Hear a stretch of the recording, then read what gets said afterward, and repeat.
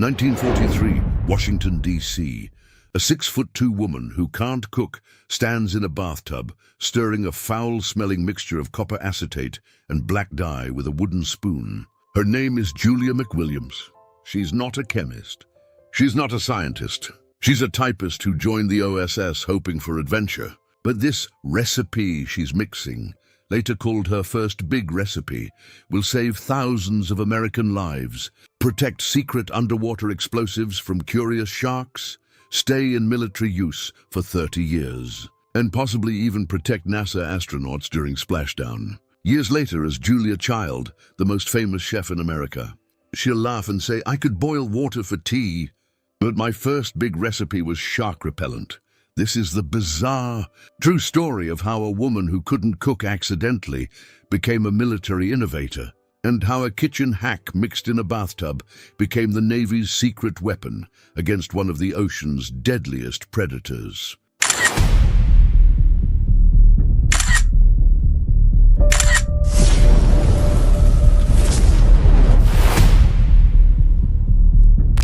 Julia Carolyn McWilliams was born on August 15th, 1912, in Pasadena, California, into a wealthy and socially prominent family. Her father, John McWilliams Jr., was a landowner and investor. Her mother, Julia Carolyn Weston, came from old New England stock. Young Julia grew up privileged, athletic, and remarkably tall. By adulthood, she stood 6 feet 2 inches, an extraordinary height for a woman in the 1930s, a characteristic that would significantly affect her life trajectory. She attended Smith College in Northampton, Massachusetts, one of America's premier women's colleges, graduating in 1934 with a degree in history. Julia was athletic and social, playing tennis, golf, and basketball. She was popular, energetic, and adventurous, but showed absolutely no interest in cooking. In fact, she was notably incompetent in the kitchen. This wasn't unusual for a woman of her social class. Wealthy families employed cooks, and young women from Julia's background weren't expected to prepare their own meals. After graduating, Julia moved to New York City, working in advertising for the W&J Sloan Furniture Company. She wrote advertising copy, designed layouts, and learned the basics of persuasive communication. The work was acceptable, but not fulfilling. Julia wanted something more meaningful, more adventurous, more important than selling furniture to affluent New Yorkers. She just didn't know what that something was. When World War II began after Pearl Harbor on December 7, 1941, Julia immediately wanted to serve her country. At 29 years old, she was physically fit, energetic, educated, and eager to contribute to the war effort. She applied to join the Women's Army Corps, WACS, the women's branch of the U.S. Army. They rejected her. Her height exceeded the maximum allowed for female military personnel. The military had strict physical standards, and 6'2" women simply didn't fit into standard uniforms, equipment, or quarters designed for much smaller individuals. Julia then applied to the WAVES, Women Accepted for Volunteer Emergency Service, the U.S. Navy's Women's Auxiliary. They also rejected her for the same reason, too tall. The rejection was frustrating and demoralizing. Here was an able-bodied, educated woman, desperate to serve her country, turned away because of something she couldn't control. But Julia was persistent, a character trait that would define her entire life. If the military wouldn't take her, she would find another way to serve. In 1942, she learned about the Office of Strategic Services, OSS, America's wartime intelligence agency and precursor to the Central Intelligence Agency, CIA. The OSS had been created in June 1942 under the direction of William Wild Bill Donovan to conduct espionage, sabotage, and intelligence operations behind enemy lines. Unlike the conventional military, the OSS was more flexible about personnel standards. They needed smart, capable people for a wide variety of roles, many of them administrative or analytical rather than operational. Height restrictions weren't as rigid. Julia applied to the OSS and was accepted. Finally, she had found an organization willing to use her talents, regardless of her unusual stature. She was assigned to the OSS headquarters in Washington, D.C., and began work in August 1942 as a junior clerk typist in the Office of War Information. Her job was mundane, typing names on index cards and filing them in massive card catalogues. It was tedious clerical work, far from the adventure she had imagined, but it was a start. She was serving her country, contributing to the war effort. Even if her contribution seemed small, Julia's supervisors quickly recognized that her education, intelligence, and energy were being wasted on simple filing tasks. She had a college degree from Smith, experience in advertising, and obvious administrative capability. Within months, she was promoted to junior research assistant working directly for Colonel William J. Donovan, the OSS director himself. This was a significant jump, putting her at the center of America's intelligence operations during the most critical war in history. Julia's real adventure was about to begin. In early 1942, American military forces faced an unexpected and psychologically devastating problem: sharks. As the war expanded across the Pacific Ocean and Atlantic, thousands of American sailors and airmen found themselves vulnerable in the water after ship sinkings, aircraft crashes, or forced ocean landings. And sharks were attacking them. The actual statistics weren't as terrifying as the perception. By July 1942, approximately 20 American naval officers had been confirmed killed or injured by shark attacks since the war began. Given the tens of thousands of sailors and airmen operating over oceans, this was a relatively small number. Drowning, exposure, dehydration, and enemy action killed far more people than sharks. But the human mind doesn't process risk rationally. The idea of being eaten alive by a shark was psychologically devastating in a way that other wartime dangers weren't. The media amplified the fear. Newspapers and magazines published lurid accounts of shark attacks, often exaggerating details or inventing specifics to create more dramatic stories. Sailors read these accounts and developed intense anxiety about water operations. Morale suffered significantly. Some servicemen became so fearful of sharks that they hesitated during emergency water evacuations or refused to abandon sinking ships until absolutely necessary, sometimes dying as a result. The psychological impact was far greater than the actual casualty numbers warranted. There was also a practical military problem beyond human casualties. The Navy was deploying underwater explosives, mines, and other submerged equipment in defensive patterns around strategic locations. Sharks, curious and attracted to electromagnetic fields and vibrations, would sometimes investigate these devices and accidentally trigger them. Expensive explosives designed to destroy enemy submarines were being detonated by curious sharks. This was both wasteful and dangerous, as premature detonations could injure friendly forces and create gaps in defensive minefields. In July 1942, the Joint Chiefs of Staff, the highest military planning body in the United States, formally requested that the Office of Strategic Services develop a shark repellent. This wasn't just about saving individual lives, though that was important. It was about maintaining troop morale, preventing waste of expensive military equipment, and solving a problem that was affecting military operations across multiple theaters of war. The OSS director, General Donovan, recognized that shark repellent development was actually a broader problem of rescue equipment and survival gear. Sailors and airmen needed many types of emergency equipment: life rafts, survival rations, signaling devices, first aid supplies, water purification systems, and yes, shark repellent. Rather than having multiple agencies duplicate efforts, Donovan proposed coordinating all rescue equipment research under a single OSS office. Thus was created the Emergency Rescue Equipment, ERE, section within the OSS. The ERE was headed by Captain Harold J. Coolidge, a scientist from Harvard's Museum of Comparative Zoology, and Dr. Henry Field, curator of the Field Museum of Natural History in Chicago. Both men were experienced explorers and naturalists who had led expeditions into Arctic regions, deserts, and tropical environments. They understood survival in hostile conditions and brought scientific rigor to the problem of keeping servicemen alive in emergency situations. The ERE needed staff. Coolidge and Field required research assistants, administrative coordinators, and people to manage the various projects under development. Julia McWilliams, the tall former advertising copywriter who had proven herself capable as a research assistant, was assigned to work for Coolidge in 1943 as his executive assistant. Her official title was bureaucratic and boring, but the actual work would prove fascinating.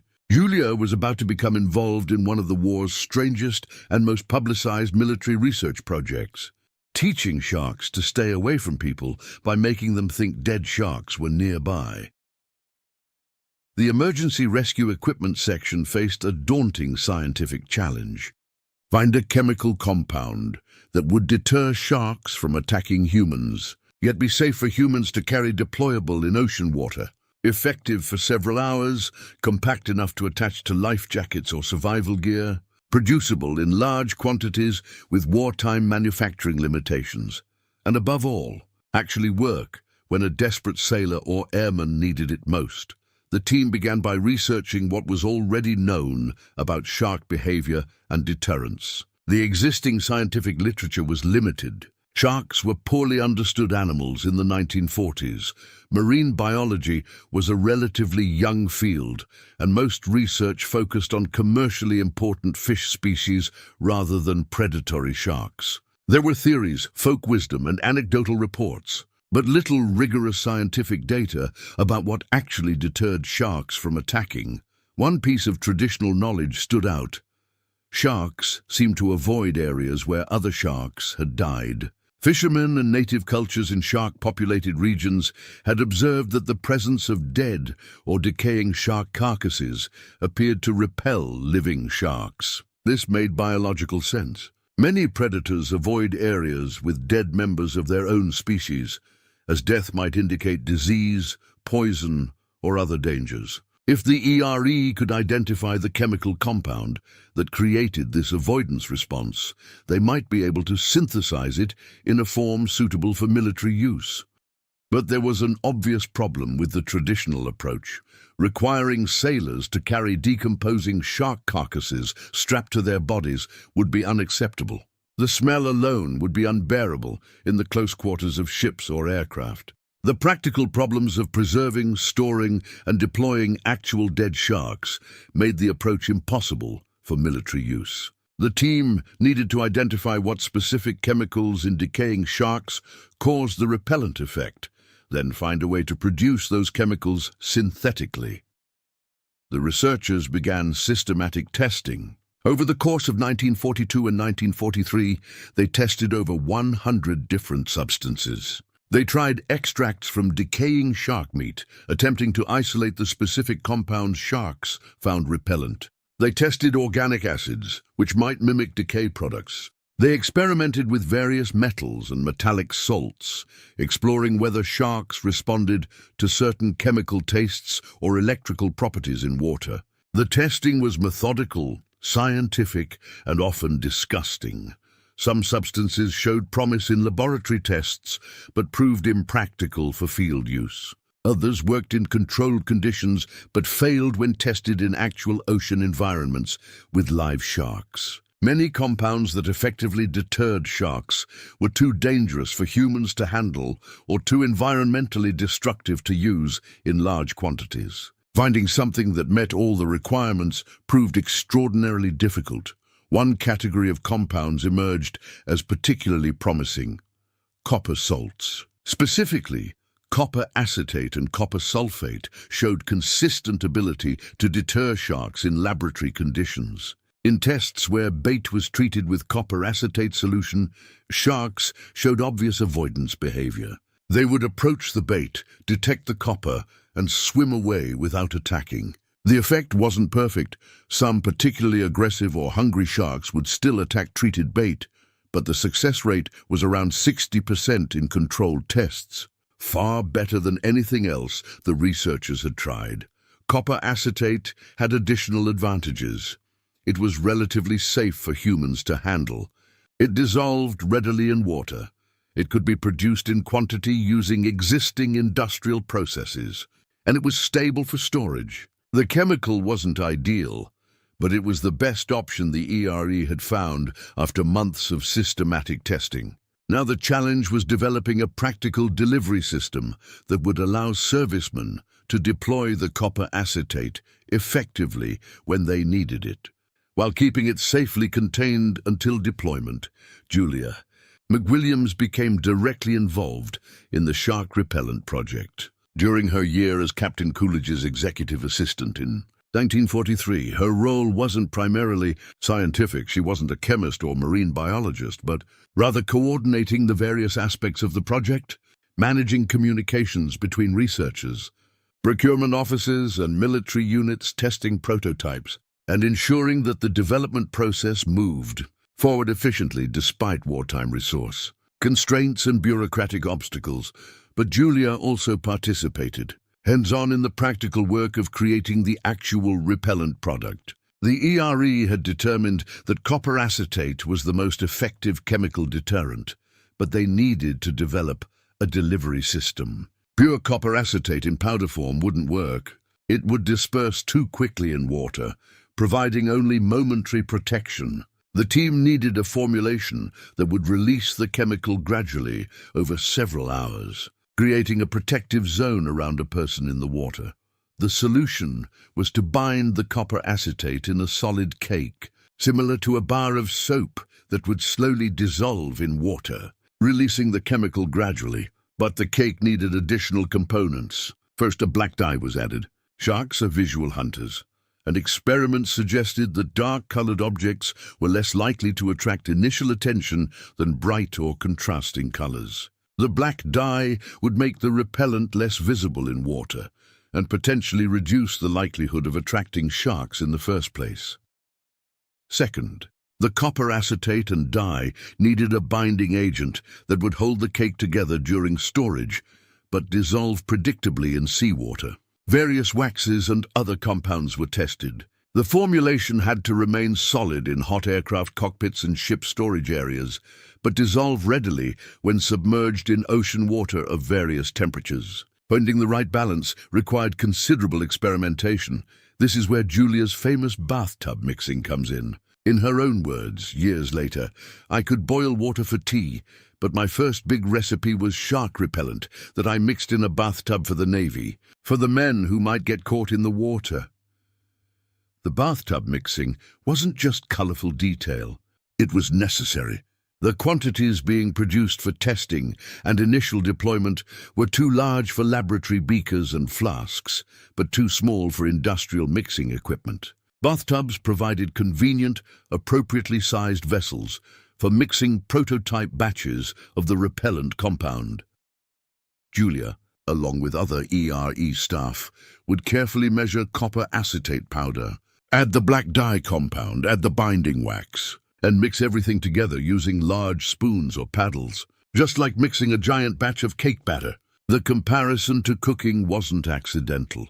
The process really was similar to following a recipe, measuring ingredients, mixing them in proper sequence, achieving correct consistency. For someone who couldn't cook, Julia was developing skills that would later prove surprisingly relevant to her actual cooking career.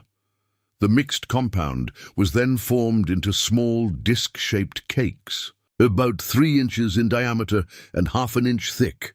These cakes were placed into small waterproof boxes with metal screen openings. The box could be attached to a life jacket, belt, or strapped to a person's leg or arm.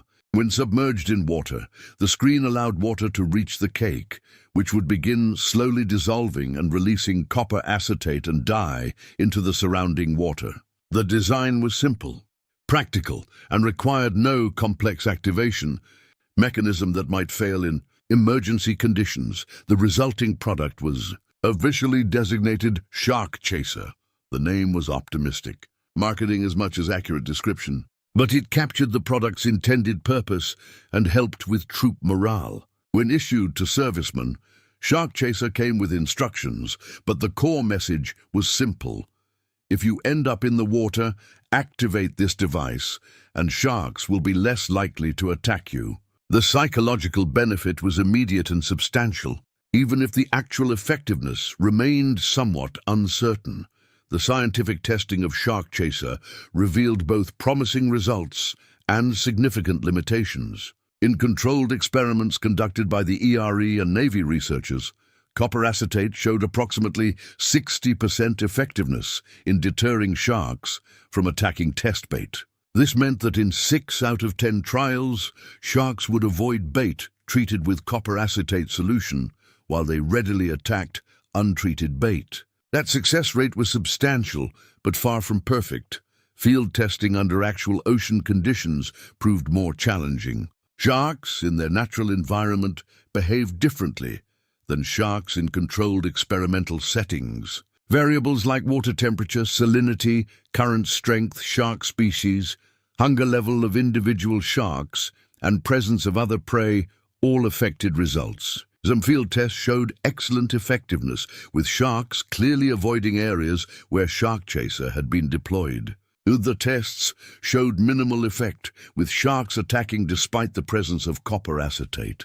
The ERE conducted tests with various shark species, since different types of sharks might respond differently to chemical deterrents. Great white sharks, tiger sharks, bull sharks, and various smaller species were tested when possible. The results suggested that copper acetate deterred most species to some degree, but no species was completely deterred 100% of the time. Some individual sharks, particularly those that were very hungry or aggressive, would attack despite the chemical presence.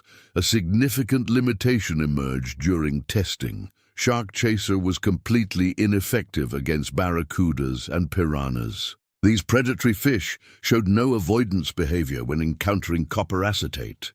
For servicemen operating in waters where these species were present, particularly in tropical regions where barracudas were common, Shark Chaser provided no protection. The ERE documented this limitation clearly in their reports, but the military proceeded with deployment anyway, reasoning that partial protection was better than none. Another practical limitation involved deployment conditions. Shark Chaser worked by creating a protective zone of copper acetate-saturated water around a person. But ocean currents would disperse this zone over time. In calm waters, a single Shark Chaser cake could maintain an effective protective zone for 6 to 7 hours, the estimated duration it provided before completely dissolving. In rough seas or strong currents, the protective zone would disperse much faster, reducing effectiveness to perhaps 3 or 4 hours. After the cake fully dissolved, no protection remained. The military also conducted morale surveys to determine the psychological impact of issuing Shark Chaser to personnel. The results were overwhelmingly positive. Even servicemen who understood that Shark Chaser wasn't perfectly effective reported feeling substantially less anxious about water operations when they knew they had some form of shark deterrent available. The psychological benefit far exceeded the actual statistical protection the device provided. This created an interesting ethical and practical question. Should the military issue a device that was partially effective but created disproportionate psychological benefit? Some argued that giving servicemen false confidence about shark protection was dangerous, potentially encouraging riskier behavior in the water. Others argued that the morale benefit alone justified deployment, especially since the device did provide real protection in many cases. Even if that protection wasn't absolute, the military chose widespread deployment. Starting in 1944, the War Department began issuing Shark Chaser to sailors and pilots, particularly those operating in Pacific and Atlantic theaters, where shark encounters were most likely. The distribution was accompanied by educational materials explaining sharks, shark behavior, and realistic expectations about deterrent effectiveness. The Navy even created a training guide called Shark Sense in March 1944. filled with facts about sharks, advice on behavior in shark-infested waters, and cartoons illustrating key points in the military's characteristic style of using humor to convey serious information. Requests for shark chaser poured in from the Army Air Corps and Coast Guard as well as the Navy. By 1945, the device was standard issue in survival equipment for thousands of servicemen. Whether Shark Chaser actually saved many lives from shark attacks remains difficult to prove statistically, but it unquestionably saved lives by improving morale and reducing panic-driven poor decisions during emergency water situations. While the Shark Chaser project proceeded toward military deployment, Julia McWilliams' OSS career expanded beyond the emergency rescue equipment section. In 1943, after her year working for Captain Coolidge, Julia received new assignments that took her far from Washington, D.C., and placed her at the center of intelligence operations in Asia. Julia was transferred to Ceylon, modern-day Sri Lanka, to work in the OSS registry. Essentially, the classified document management system for all OSS operations in the region. This was a position of considerable responsibility and trust. Registry officers had access to virtually all classified information passing through the station, as they were responsible for cataloging, storing, retrieving, and ensuring proper security of secret documents. Julia's reliability and organizational skills had evidently impressed her superiors enough to warrant this high-security assignment. In Ceylon, Julia encountered a much different environment than Washington headquarters. She lived and worked in tropical conditions, learned to navigate complex multinational intelligence operations. Ceylon was a British colony, and OSS operations there required close coordination with British intelligence, and experienced the war's reality much more directly than she had in the relatively safe American capital. Japanese forces controlled much of Asia, and Ceylon itself had been bombed by Japanese aircraft earlier in the war. It was also in Ceylon that Julia's life changed forever in a way completely unrelated to intelligence work. She met Paul Cushing-Child, a fellow OSS officer stationed in the region. Paul was 10 years older than Julia, sophisticated, worldly, and passionate about art, literature, and most importantly, food. He had lived in France, spoke French fluently, and had developed a deep appreciation for French cuisine. Unlike Julia, who had no interest in cooking and survived on simple food, Paul viewed meals as important cultural and aesthetic experiences. Paul and Julia began spending time together, initially as colleagues and friends, gradually developing romantic feelings. Paul introduced Julia to the concept that food could be something beyond mere sustenance, that cooking and eating could be creative, pleasurable activities worthy of attention and care. This was a revolutionary concept for Julia, who had always viewed food functionally rather than aesthetically. She didn't yet start cooking herself. That transformation would come later, but Paul planted the seeds of interest that would eventually define her life's work. In late 1944, Julia was transferred again, this time to Kunming, China, a strategic OSS station supporting operations in the China-Burma-India theater. She was promoted to Chief of the OSS Registry in Kunming, another significant increase in responsibility. Julia managed the classified document system for one of the OSS's most important stations during a critical phase of the war against Japan. She received the emblem of meritorious civilian service for her work in Kunming, a significant recognition of her contributions to the intelligence effort. Throughout these assignments, Julia maintained correspondence with colleagues from the Emergency Rescue Equipment section, including Betty McIntosh, a fellow OSS officer who would later write about OSS women in her book Sisterhood of Spies. In interviews decades later with McIntosh, Julia recalled her ERE work with fondness. "I must say we had lots of fun. We designed rescue kits and other agent paraphernalia. I understand the shark repellent we developed is being used today for downed space equipment, strapped around it so the sharks won't Attack when it lands in the ocean. Julia's claim about NASA using shark repellent for space equipment landing in oceans is difficult to confirm with documentary evidence, but it reflects an interesting possibility. Early spacecraft did land in oceans, and protecting expensive equipment from curious marine life would have been a legitimate concern. Whether NASA actually used the OSS shark repellent formula remains uncertain, but Julia's comment demonstrates her pride in the work she had done years earlier for the military. When World War II ended in August 1945, Julia McWilliams faced the same question millions of veterans and war workers faced. What comes next? The OSS was being dissolved. It would officially shut down in October 1945, and Julia's government employment was ending. She was 33 years old, had spent 3 years working in intelligence, and had no clear direction for her post-war life.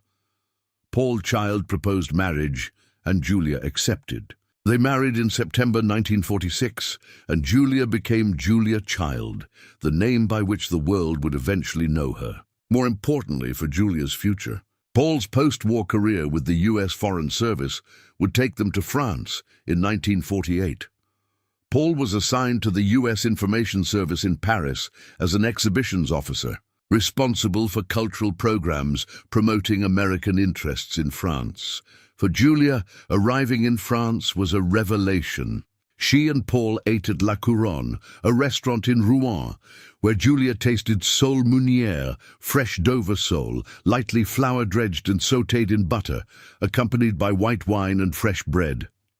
Julia later described this meal as a moment of profound awakening. For the first time in her life, she understood what Paul had been trying to explain about food. It could be transcendent, beautiful, meaningful beyond mere nutrition.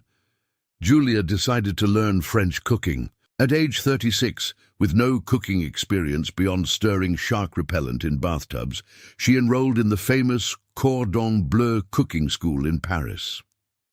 This was extraordinary for several reasons. First, she was significantly older than most culinary students, who typically began training in their late teens or early 20s. Second, she was American in an intensely French culinary culture that viewed French technique as superior to all others. Third, she was a woman entering a profession that, despite its domestic associations, was largely male-dominated at the professional level. The Cordon Bleu initially placed Julia in a class designed for American housewives learning basic cooking. Julia immediately recognized this was inadequate for her ambitions. She wanted professional-level training, the same rigorous education French chefs received. She insisted on transferring to the professional track, where she was often the only woman among male students who had been cooking since childhood. The challenges were substantial, but Julia thrived on challenge. Just as she had taught herself intelligence work through determination and practice, she now taught herself to cook through the same approach. Julia spent years mastering French technique. She studied under master chefs, practiced endlessly, and developed the methodical approach to cooking that would later characterize her teaching style. She met Simone Beck and Louisette Bertholle, two French women working on a French cookbook for Americans, and joined their project. This collaboration eventually became Mastering the Art of French Cooking, published in 1961. The book that would transform Julia's life and American cooking culture. The book was revolutionary. Previous French cookbooks available in America either assumed professional-level knowledge that home cooks didn't possess, or oversimplified French technique so much that the results bore little resemblance to authentic French cuisine. Julia's contribution was detailed, methodical instruction that assumed no prior knowledge but taught real French technique step by step. She applied the same systematic approach she had used at the OSS, break complex problems into manageable steps. Document everything clearly, test procedures repeatedly until they work reliably. Explain not just what to do, but why it works. Mastering the Art of French Cooking was initially difficult to publish. Multiple publishers rejected it as too long, too detailed, too specialized. But when Alfred A. Knopf finally published it in 1961, the book became an unexpected bestseller.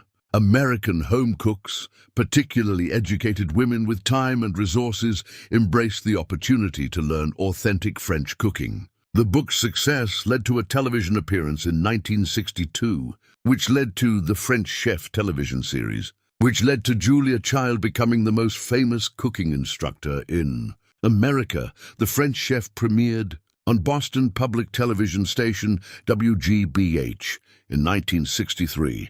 The show was revolutionary in multiple ways. First, it was entirely unscripted. Julia cooked in real time, narrating her process as she worked, making mistakes on camera and showing how to recover from them. This was radically different from the scripted, heavily edited cooking shows that preceded it. Julia's approach was honest. Cooking involves errors, and learning to correct mistakes is as important as learning to avoid them in the first place.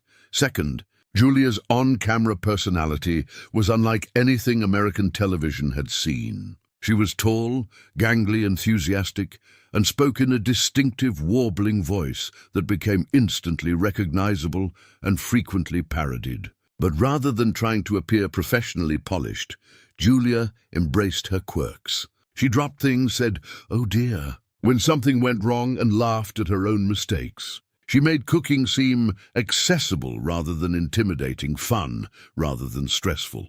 Third, Julia taught real technique rather than simplified approximations. She showed viewers how to properly bone a duck, make puff pastry from scratch, or prepare complex sauces. These weren't quick 30-minute weeknight dinners. They were serious cooking projects that required time, attention, and practice. But Julia made them seem achievable. Her message was consistent. With proper instruction and practice, anyone can cook at this level. You don't need natural talent. You need good technique and willingness to practice. The French Chef ran for 10 years and won a Peabody Award and an Emmy Award. Julia became a cultural icon, recognized everywhere, parodied on Saturday Night Live, famously by Dan Aykroyd, and referenced constantly in popular culture. She published additional cookbooks, appeared as a guest on numerous television programs, and became the public face of French cuisine in America. Her impact on American cooking culture was immeasurable. She legitimized home cooking as a worthwhile pursuit for educated adults, popularized fresh ingredients and proper technique, and helped transform American dining habits. But Julia never forgot her origins in the OSS and her work on shark repellent. When interviewed about her wartime service, she spoke fondly about the experience. In various interviews over the years, Julia would mention her first big recipe and laugh about mixing shark repellent in bathtubs. She saw continuity between her wartime work and her cooking career.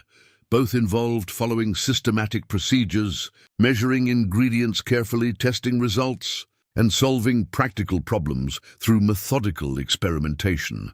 Julia's OSS service wasn't publicly known until 2008, when the National Archives released thousands of previously classified documents about OSS personnel. The revelation that America's most famous chef had worked in intelligence during World War II generated significant media coverage. Articles with headlines like "Julia Child Secret Agent" and "Before she was a chef, she was a spy" appeared in newspapers and magazines. The story fascinated people because it revealed an unexpected side of a beloved public figure. The shark repellent connection particularly captured public imagination. The image of 6'2" Julia Child stirring foul-smelling chemical compounds in a bathtub had comedic appeal. But it also illustrated an important historical point. World War II required contributions from people with all kinds of skills and backgrounds.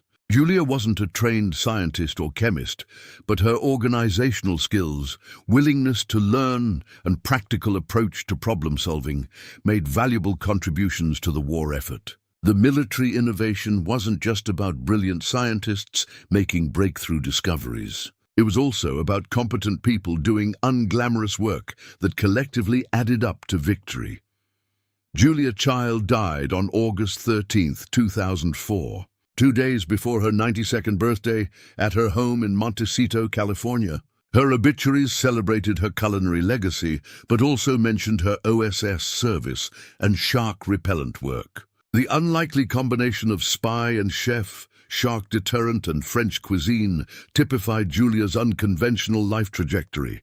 She had transformed herself multiple times, from wealthy California girl to OSS intelligence officer to legendary cooking instructor, proving that people can reinvent themselves at any age if they're willing to learn and work. Hard modern marine biology has provided more sophisticated understanding of shark behavior and chemical deterrence than was available to the OSS Emergency Rescue Equipment section in the 1940s. Contemporary research validates some aspects of the original shark chaser concept while revealing why it was less effective than hoped. Sharks do respond to chemical cues in water. They have extraordinarily sensitive olfactory systems capable of detecting minute concentrations of blood, amino acids, and other organic compounds from great distances. This sensitivity extends to many types of chemicals, not just food-related odors. The OSS researchers were correct that chemical deterrence could theoretically work by exploiting sharks' reliance on chemical detection. Research published in the early 2000s identified specific compounds that sharks release when injured or stressed. These alarm pheromones signal danger to other sharks, causing avoidance behavior. Scientists successfully synthesized some of these compounds and demonstrated their effectiveness in controlled tests with multiple shark species. This confirms the basic principle behind shark chaser. Sharks can be deterred by specific chemicals associated with danger or death of their own species. However, the OSS researchers' choice of copper acetate was less than optimal. While copper compounds do have some deterrent effect, they're not the specific alarm pheromones sharks naturally respond to. Copper acetate works partially, which explains shark chasers' 60% effectiveness rate in tests, but more precisely targeted compounds could achieve higher success rates. Modern shark repellents use different chemical formulations based on contemporary understanding of shark neurobiology and chemical communication. The black dye component of shark chaser also reflects partial understanding. Sharks do use vision in hunting, and contrast attracts attention. Dark coloration can reduce visual conspicuousness in certain conditions. However, sharks primarily use electroreception and vibration detection rather than vision when locating prey. The black dye's benefit was probably minimal compared to the chemical deterrent effect of the copper acetate.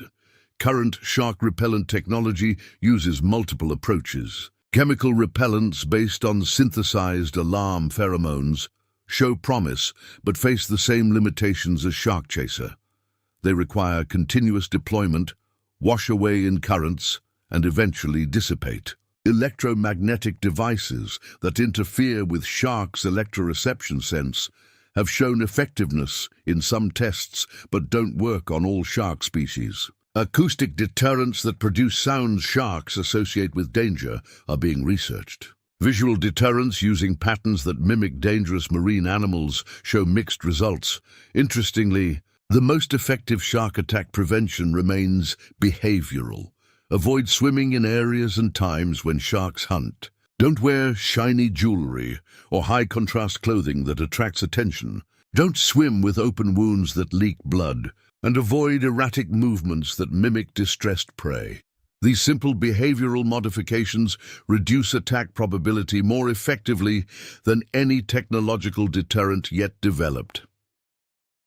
The Navy stopped issuing shark chaser in the 1970s, not because it was proven ineffective, but because improved search and rescue capabilities reduced the time survivors spent in the water. Helicopters, improved emergency locator beacons, and better coordination of rescue operations meant that downed pilots and sailors were typically recovered within hours rather than days. The scenarios where shark chaser might have provided benefit, long-term survival in shark-infested waters, became increasingly rare as rescue technology improved. Nevertheless, Shark Chaser remained in some survival kits well into the 1980s. Approximately 40 years after Julia Child mixed the first batches in Washington bathtubs. Its longevity in military inventory testified to the psychological benefit it provided, even if its chemical effectiveness was limited. Servicemen felt more confident with shark deterrent available, and that confidence translated into better decision-making during emergencies. Julia's claim about NASA using shark repellent for space equipment has some basis in historical fact. Early spacecraft did splash down in oceans, and protecting expensive equipment from marine life was a legitimate concern. However, documentation definitively proving NASA used the OSS shark repellent formula remains elusive. What is documented is that NASA developed its own shark deterrent procedures for astronaut recovery, including use of dye markers to help locate astronauts visually, flotation devices, and rapid helicopter recovery protocols specifically designed to minimize time in the water where sharks might be present. Modern understanding reveals that the shark threat to WW servicemen was probably overstated, though genuine in specific circumstances. Statistical analysis of wartime casualties shows that actual shark attack deaths were relatively rare compared to drowning, exposure, and enemy action. But fear is not always rational, and the psychological impact of shark anxiety was real regardless of statistical risk. From that perspective, Shark Chaser succeeded at its most important mission, giving servicemen confidence to operate effectively in ocean environments. Julia Child's connection to shark repellent became one of those delightful biographical details that humanizes historical figures and reminds us that interesting people often have unexpected backgrounds. The woman who taught millions of Americans to cook had once worked in military intelligence, mixing chemical compounds to deter predators. The juxtaposition is amusing, but it also illustrates important truths about innovation, service, and personal growth. First, wartime innovation often comes from unexpected sources. Julia wasn't a marine biologist, chemist, or shark expert. She was an administrative coordinator who happened to be in the right place at the right time, working with people who needed practical help solving a pressing problem. Her contribution wasn't theoretical brilliance, but practical assistance, mixing, testing, coordinating, helping transform a chemical concept into a deployable product. Wars are won not just by genius inventors, but by competent people doing unglamorous work that collectively enables victory. Second, Julia's trajectory from OSS officer to celebrity chef demonstrates that career paths aren't always linear or predictable. At 33, with the war ending, Julia had no plan to become a chef. She couldn't cook. She had no culinary training. The idea that she would become the most famous cooking instructor in America would have seemed absurd. But circumstances, marrying Paul, moving to France, tasting sole meunière, opened possibilities she hadn't imagined. Her willingness to start learning at 36, when most professional chefs had already trained for decades, showed remarkable courage and determination. Third, skills transfer across different domains. Julia's systematic approach to intelligence work, breaking complex problems into steps, documenting procedures, testing methods, explaining clearly, translated directly to teaching cooking. Her methodical style wasn't natural talent, but learned skill developed through her OSS experience. When she taught viewers how to bone a chicken or make hollandaise sauce, she applied the same analytical approach she had used managing classified documents in Ceylon and China. The shark repellent story also highlights how collaborative efforts create innovations. Julia always acknowledged that shark repellent wasn't her invention alone. It was developed by teams of researchers, chemists, and coordinators working together under ERE leadership. Julia's role was important, but not uniquely decisive. She mixed, coordinated, and facilitated, but didn't invent the chemical formula or design the deployment system. This honest acknowledgement of collaborative contribution stands in contrast to many innovation stories that lionize individual lone genius. Inventors Julia's public references to shark-repellent work also demonstrated healthy perspective about fame and accomplishment. She could have hidden her OSS background, focusing exclusively on her culinary achievements. Instead, she spoke openly about it, treating her wartime service as important, even though it wasn't what made her famous. She understood that her contribution to the war effort, while small in the grand scheme, was genuine service worth acknowledging. This humility and perspective made her even more beloved by audiences who appreciated her down-to-earth authenticity. The phrase, "my first big recipe was shark repellent," became one of Julia's most famous quotes, appearing in countless articles and books about her life. It perfectly captured her ability to find humor in unexpected places and connect disparate aspects of her experience. Yes, it's absurd that a future chef's first recipe was a chemical deterrent mixed in bathtubs. But it's also true, and the truth is often stranger and more interesting than fiction. Today, Julia Child is remembered primarily for transforming American cooking culture, popularizing French cuisine, and proving that good cooking is achievable for anyone willing to learn proper technique.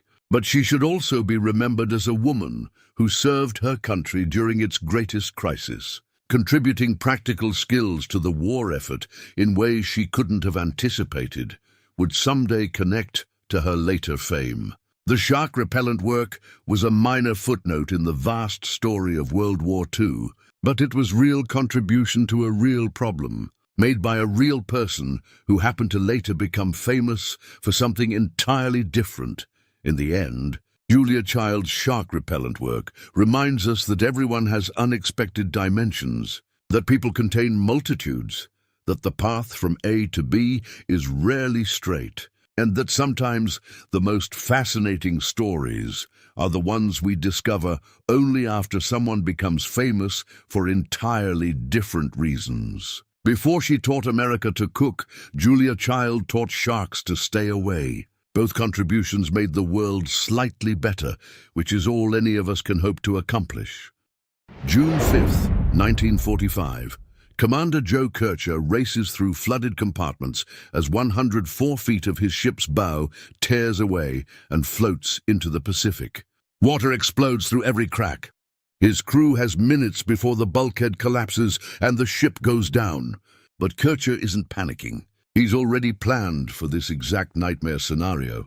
His damage control teams trained for months on impossible situations. Now they'll prove that proper preparation can defeat even typhoons that rip warships apart. This is the true story of how one officer's obsession with training saved 1,100 lives, turned a sinking wreck into a functional warship, and sailed 900 miles with no bow. The Navy called it impossible. Kircher called it Tuesday.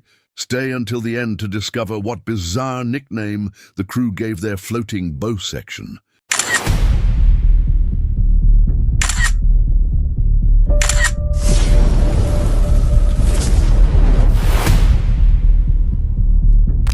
Commander Joe Kircher wasn't the type of officer who left anything to chance. As first lieutenant and damage control officer of USS Pittsburgh, he possessed an almost fanatical dedication to preparation. While other officers saw damage control drills as tedious requirements, Kircher viewed them as life-or-death rehearsals for catastrophes that would inevitably come.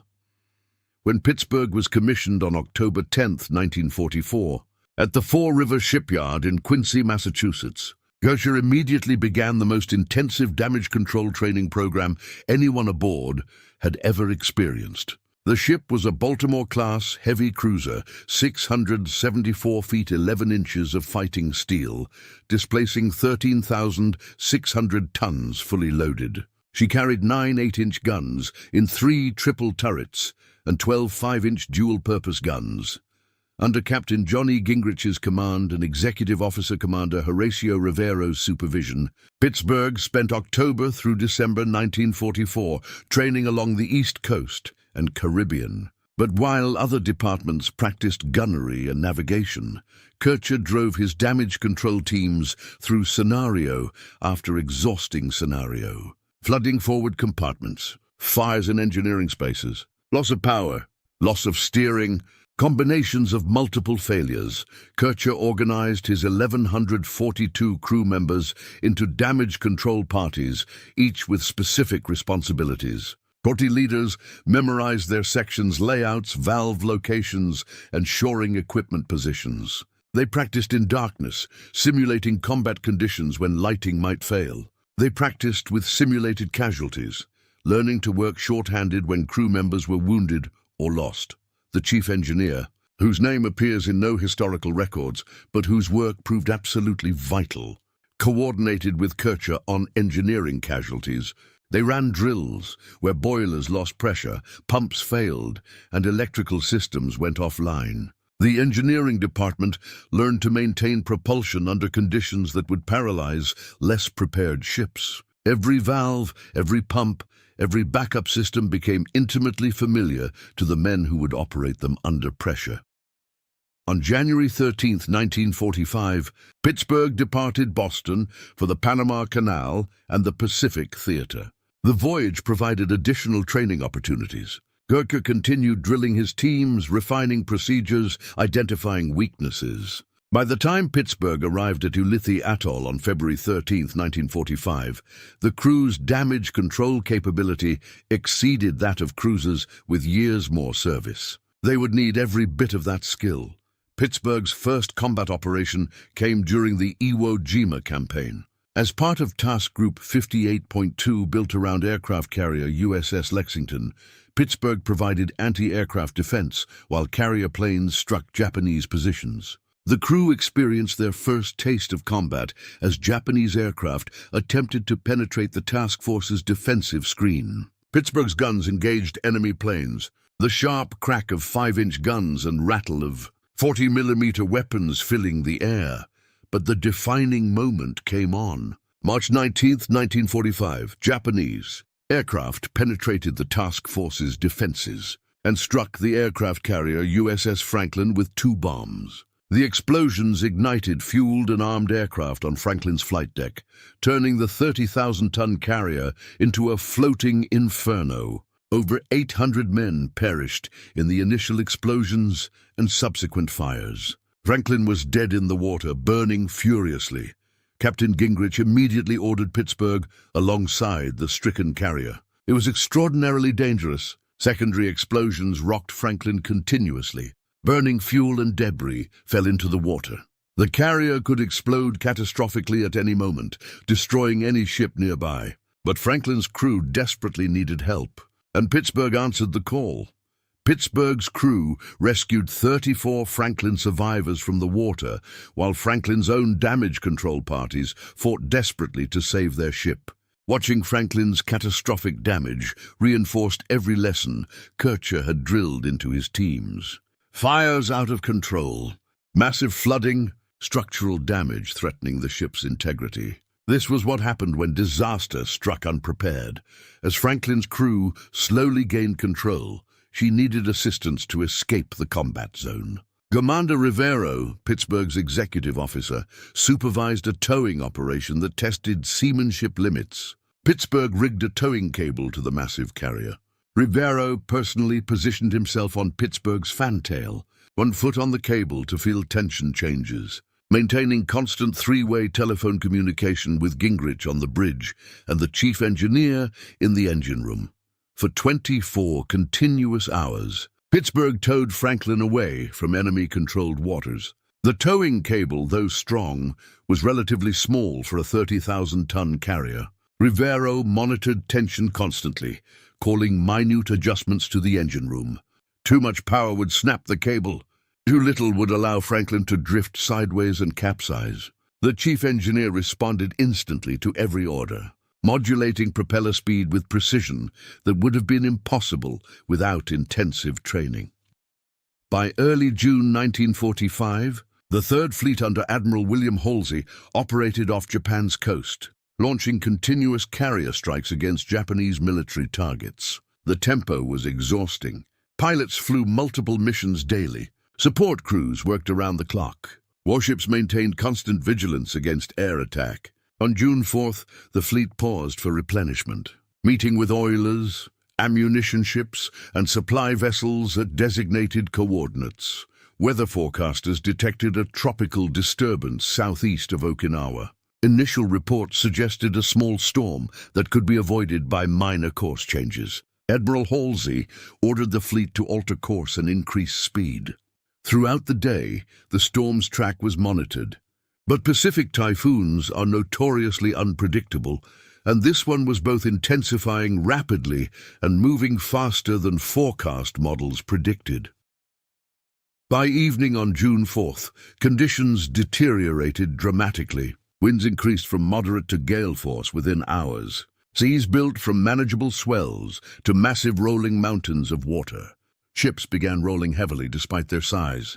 Pittsburgh's anemometer recorded wind speeds climbing past 50 knots, then 60, then 70. The instrument registered 125 knots before being ripped completely away by the screaming wind.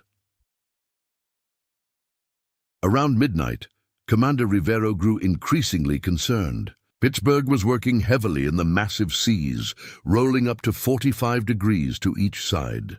Green water cascaded over the bow with every pitch, submerging the forward deck under tons of ocean. Equipment could break loose despite being secured. Watertight doors might fail under repeated stress. The danger was real and immediate. Rivero found Captain Gingrich on the bridge, where the commanding officer had remained throughout the worsening conditions. Rivero made a suggestion that demonstrated the culture of preparedness Kircher had instilled throughout the ship. He recommended setting material condition zebra, the highest state of watertight integrity normally reserved for combat situations. Every watertight door would be closed, every hatch dogged down, every ventilation opening sealed. Gingrich didn't hesitate. The order went out immediately. Throughout Pittsburgh, damage control parties moved to execute Condition Zebra. Kircher personally supervised, ensuring every door was properly sealed, every closure checked. Men moving between compartments used proper procedures, closing doors behind them. The ship became a honeycomb of watertight compartments, each sealed from its neighbors. This decision, made hours before catastrophe struck, would save every single life aboard. Through the night of June 4th into the early morning hours of June 5th, Pittsburgh fought the typhoon. Waves crashed over the bow with such force that the forward deck remained underwater more than it surfaced. The ship rolled so heavily that men held onto fixed objects, unable to walk without support. In the engineering spaces, boiler tenders and machinists maintained power despite violent motion that made simple tasks nearly impossible. Just before dawn, Pittsburgh's starboard floatplane was lifted from its catapult by wind alone. The aircraft weighed several tons and was secured with heavy chains and cables. The wind lifted it anyway, slamming it onto the deck where it disintegrated. Debris scattered across the midships area. Men stared at the wreckage in growing alarm. If wind could destroy a secured aircraft that easily, what else might fail? At 0630 hours on June 5, 1945, the catastrophe that Kircher had trained for arrived. Pittsburgh's bow rose on a massive wave, climbing what appeared to be a vertical wall of water 70 to 100 feet high. The bow reached its peak, higher than anyone aboard had ever seen. Then the ship plunged downward into the trough behind the wave, the bow knifing into the next approaching wave and disappearing completely under green water. Tremendous stress concentrated at frame 55, just forward of the number 1 8-inch turret, where the main deck joined the forecastle deck. The deck buckled upward. Steel screamed as welds failed progressively. The bow twisted upward at an unnatural angle. Then, with a sound like artillery fire heard throughout the ship, 104 feet of Pittsburgh's bow tore completely free. Commander Rivero and Captain Gingrich watched in horror from the bridge as a third of their ship became a separate floating object, rising and falling independently on the massive waves. The forward bulkhead, designed as an internal partition between compartments, now formed the ship's front. This bulkhead had never been intended to face the full fury of the Pacific Ocean. It was about to be tested beyond any design specification. Incredibly, miraculously, not one man was lost. Material condition Zebra had saved them all. Every watertight door had been closed hours earlier on Rivero's recommendation. No personnel were forward of the critical bulkhead when it failed. Everyone was at their damage control station, prepared for emergency. The foresight of the executive officer, the captain's immediate decision to act, and Kircher's months of intensive training had been vindicated in one terrible instant.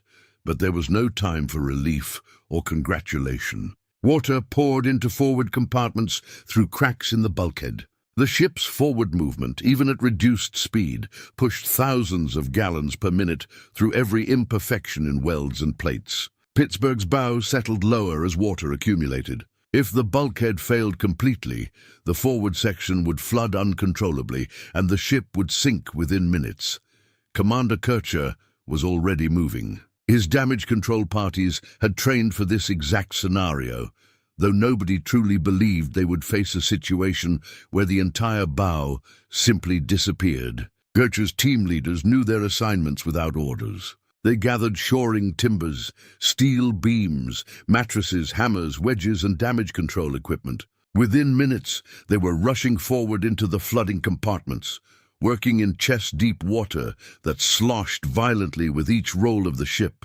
Kircher's teams executed procedures they had practiced dozens of times. Heavy wooden beams were wedged against the bulkhead at angles calculated to distribute stress. Steel shores were hammered into place, bracing against solid structure behind. Mattresses were stuffed into cracks where water jetted through with fire hose pressure. Canvas and wood plugs sealed smaller openings. Pumps were rigged immediately. Portable pumps were carried forward and positioned to remove water as fast as possible. Power cables were run from generator stations. The chief engineer ensured electrical power remained stable despite the ship's violent motion. Pump operators stood in the flooding water, holding their equipment steady, maintaining suction despite debris and motion, trying to clog intake screens. Kircher moved through the flooding compartments like a man possessed, checking shores, directing teams, identifying priorities. His uniform was soaked through. His hands bled from handling rough timbers and sharp metal, but his voice remained calm, and his orders were clear. The men responded with the discipline he had instilled through months of training. There was no panic, no confusion. Everyone knew their job and executed it professionally, despite circumstances that would paralyze untrained crews. The battle lasted hours. As fast as they sealed leaks, the bulkheads flexing opened new ones. Shores that held initially would slip as the ship rolled. Pumps would lose suction when debris clogged screens. But Kircher's teams adapted continuously. They reinforced shores that showed stress. They cleared pump screens. They stuffed additional mattresses into cracks that reopened. Slowly, gradually, they gained control. On the bridge, Captain Gingrich faced decisions that would determine whether Pittsburgh survived or joined the thousands of ships resting on the Pacific floor. The storm still raged. 70-knot winds howled. 100-foot waves still battered the crippled cruiser. But now, Pittsburgh faced an additional deadly threat. Her own detached bow floated nearby, a 1,000-ton battering ram driven by wind and current. If the separated bow struck Pittsburgh amidships, it could hole the hull and doom the ship, regardless of Kircher's efforts forward. Gingrich had to maneuver Pittsburgh to maintain safe separation, while not stressing the damaged bulkhead beyond its limits. The problem was extraordinarily complex. Pittsburgh's natural tendency was to turn bow first into the wind and waves, the safest position for normal operations. But the damaged bulkhead couldn't withstand direct wave impact. Turning away from the wind would present the bulkhead to following seas, but risked broaching, where the ship turned sideways to the waves and could capsize. Gingrich chose a middle course, literally. He would hold Pittsburgh quarter onto the seas through continuous small adjustments in engine power. It required constant attention and perfect coordination between bridge and engine room. The chief engineer received continuous instructions from the bridge through telephone circuits that Rivero supervised. Small adjustments in propeller speed kept Pittsburgh at the optimal angle. A few extra revolutions, and she would turn too far toward the wind. A few less, and she would fall off and broach. For 7 continuous hours, the bridge and engine room maintained this delicate balance, while Kircher's teams fought flooding forward. Commander Rivero coordinated everything. He maintained contact with Kircher in the forward compartments, Gingrich on the bridge, and the chief engineer in the engine spaces. Damage reports flowed through him. Resource requests came to him. He prioritized, allocated, and ensured everyone had what they needed. His experience towing Franklin proved invaluable. He understood stress on cables, on structures, on men pushed beyond normal endurance. Around 13:30 hours, the storm began subsiding. Wind speeds decreased gradually. Wave heights diminished from mountainous to merely dangerous. The immediate crisis hadn't ended, but the worst was past. Kircher's teams continued working, but the desperate pace slowed. They could now focus on improvement rather than bare survival. Shores were reinforced. Pumps were repositioned for better efficiency. Additional sealing materials were applied. With the storm subsiding and the bulkhead stabilized, Captain Gingrich faced the next challenge: getting Pittsburgh to port. The nearest major facility was Guam, approximately 900 nautical miles away. At normal cruising speed of 20 knots, the journey would take about 45 hours. But Pittsburgh couldn't make 20 knots. The damaged bulkhead couldn't withstand the water pressure of high-speed transit. Gingrich ordered 6 knots, about 7 miles per hour. At that speed, water pressure against the bulkhead remained manageable. Pumps could keep ahead of leakage. Shores wouldn't be stressed beyond their capacity. But 6 knots meant the journey to Guam would take over 6 days. 6 days of continuous pumping. 6 days of constant vigilance. 6 days where any new damage could prove catastrophic. Kircher established a watch rotation for the forward compartments. Teams worked 4 hours on, 4 hours off, continuously monitoring the shored bulkhead. They checked every shore for signs of stress or slippage. They watched for new leaks. They maintained pumps and cleared debris from intake screens. The work was exhausting and nerve-wracking, but nobody complained. They understood their survival depended on this vigilance. The chief engineer faced his own challenge, maintaining continuous pump operation for 6 days. Pumps require maintenance. Bearings need lubrication. Motors generate heat that must be cooled. Electrical systems must remain stable. The engineering department established its own rotation, ensuring pumps never stopped while allowing maintenance on backup units. They monitored power generation carefully, balancing load across generators. Pittsburgh began her slow journey to Guam on June 5th, crawling across the Pacific at 6 knots. Other ships in the task force had scattered during the storm. Many reported damage. The heavy cruiser Baltimore suffered structural damage. The light cruiser Duluth took serious hits. Destroyers reported various casualties, but Pittsburgh's damage was by far the most spectacular and potentially lethal. No ship loses 104 feet of its bow and survives. Until Pittsburgh did exactly that, Captain Gingrich remained on the bridge throughout the journey, catnapping in his chair, but never truly resting. He constantly monitored weather reports, course, speed, and status reports from throughout the ship. Commander Rivero supervised everything else: crew morale, food service, communications with other vessels, and coordination between damage control and engineering. He ensured Kircher's teams had everything they needed, and that the chief engineer's requests received priority.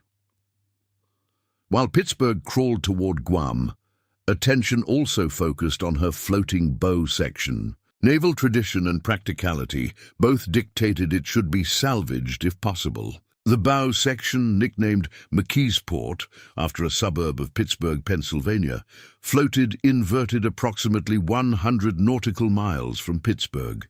It weighed roughly 1,000 tons and contained valuable equipment and materials. More importantly, it posed a navigation hazard to other vessels. At 1842 hours on June 5th, the fleet tug USS Munsey, designated ATF-107, received orders to salvage the bow. Accompanied by destroyer escort USS Stockham for protection, Munsey approached the drifting structure. The bow floated upside down, rising and falling on residual swells. Securing a towing cable to an inverted bow section of a heavy cruiser proved extraordinarily difficult and dangerous. Munsey's crew worked through the night, eventually securing a tow line to structural members they could reach. They began the long tow toward Guam, making even slower progress than Pittsburgh.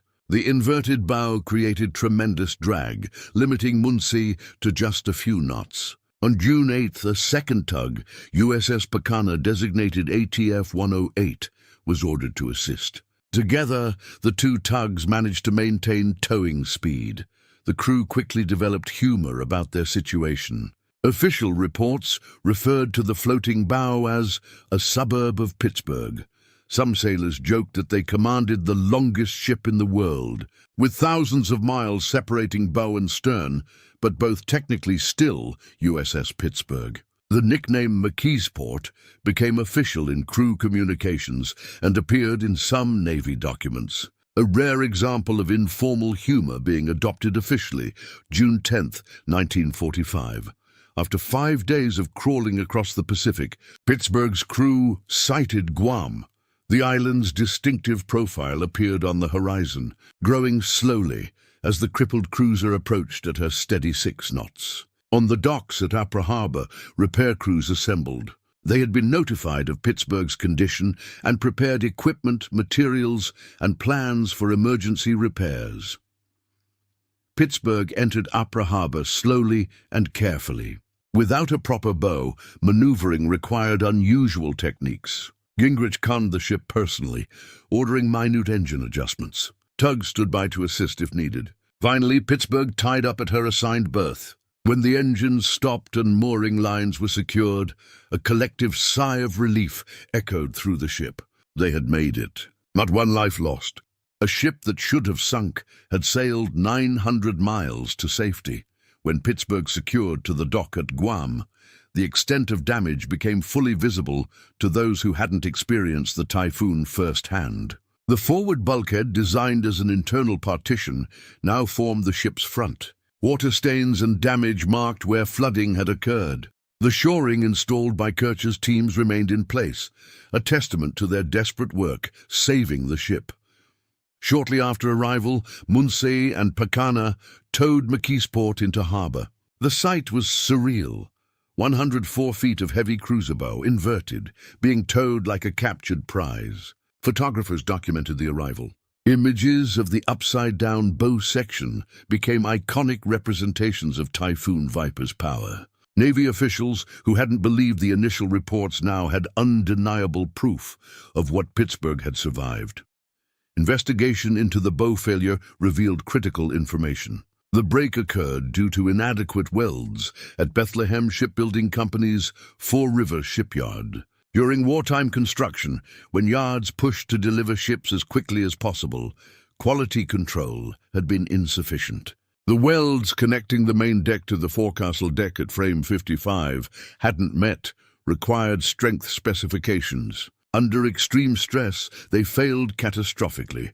This discovery triggered immediate inspections of other Baltimore-class cruisers built at the same yard. Several showed similar welding deficiencies and required emergency reinforcement. The Navy implemented much stronger welding inspection protocols to prevent future failures. Pittsburgh's bow loss, while dramatic, probably saved other ships from similar catastrophic failures in future storms. The investigation's findings improved construction standards across naval shipbuilding. For Commander Joe Kircher and his damage control teams, official recognition came through various channels. Kircher received the Legion of Merit for his actions during the typhoon and his exceptional preparation that made survival possible. The citations specifically mentioned his intensive training program that prepared the crew for catastrophic damage. Several team leaders received commendations for their actions during the crisis, but the greatest recognition came from their shipmates. Everyone aboard Pittsburgh understood that Kircher's obsessive training had saved their lives. The drills they had sometimes resented, the scenarios that seemed unrealistic, the endless practice in uncomfortable conditions, all of it had prepared them for the moment when 104 feet of their ship disappeared. Professional competence had defeated nature's fury. Engineers at Guam's Naval Operating Base immediately began work on a temporary bow nicknamed the stub bow. The design was simple, a flat-fronted plate structure extending about 30 feet forward of the damaged bulkhead, creating a more hydrodynamic shape than the flat bulkhead alone. Heavy internal bracing transferred stress from the temporary bow to solid structure. The design didn't restore Pittsburgh's original appearance, but allowed her to cross the Pacific safely at moderate speeds. Repair crews worked around the clock for 2 weeks. Welders fabricated plates that were lifted by cranes and positioned precisely. Internal bracing was installed and welded to Pittsburgh's main structure. Kircher supervised the work as it affected damage control systems and watertight integrity. He ensured the temporary bow integrated properly with existing compartmentation. Finally, on June 24th, the stub bow was complete, and Pittsburgh was declared ready for the trans-Pacific voyage. Pittsburgh departed Guam on June 24, 1945, bound for Puget Sound Navy Yard in Bremerton, Washington. The journey took over 3 weeks at reduced speed. Pittsburgh steamed independently rather than with a task force, her stub bow creating unusual wave patterns. She arrived at Puget Sound on July 16, 1945. There, construction began on a complete new bow, essentially rebuilding 1/3 of the ship. The work required months and hundreds of skilled workers. By the time repairs were completed in early 1946, World War II had ended. Japan surrendered on September 2, 1945. Aboard battleship USS Missouri in Tokyo Bay, Pittsburgh missed the final operations and victory celebration. Still under repair at Puget Sound, she was placed in reserve on March 12, 1946, and officially decommissioned on March 7, 1947.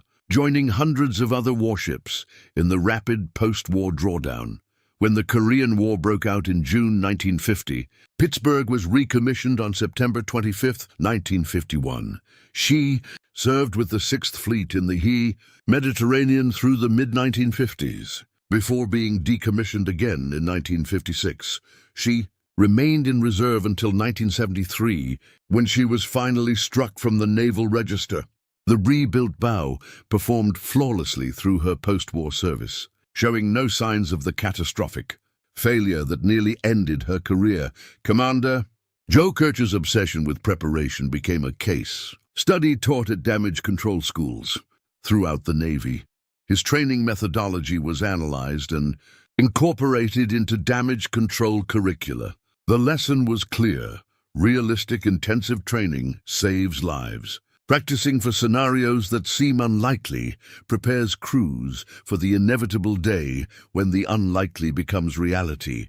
Kircher's approach influenced damage control training for generations of sailors. Commander Horatio Rivero, who served as executive officer during the typhoon, continued his distinguished naval career. He became the first Hispanic 4-star admiral in United States Navy history, serving as Vice Chief of Naval Operations before retiring in 1972. In oral history interviews, he recounted the Typhoon and Franklin towing operation as among the most challenging experiences of his long career. He consistently credited Kircher's damage control preparations as the critical factor in Pittsburgh's survival. Captain John E. Gingrich's leadership during the crisis marked him as an exceptional commanding officer.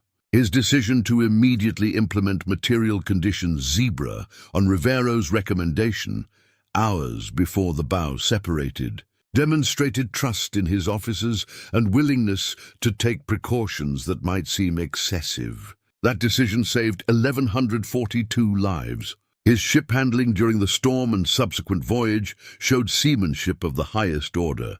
The chief engineer, whose name remains frustratingly absent from historical records despite his crucial role, demonstrated mastery of his department, maintaining power through the typhoon, executing minute engine adjustments during 7 hours of storm positioning, keeping pumps running continuously for 6 days, and ensuring electrical systems remained stable throughout.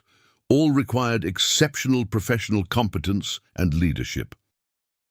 Today, USS Pittsburgh's story is preserved in naval museums, historical societies, and veteran organizations. Models typically show her in original configuration rather than damaged or with stub bow, but photographs and documents preserve the complete story.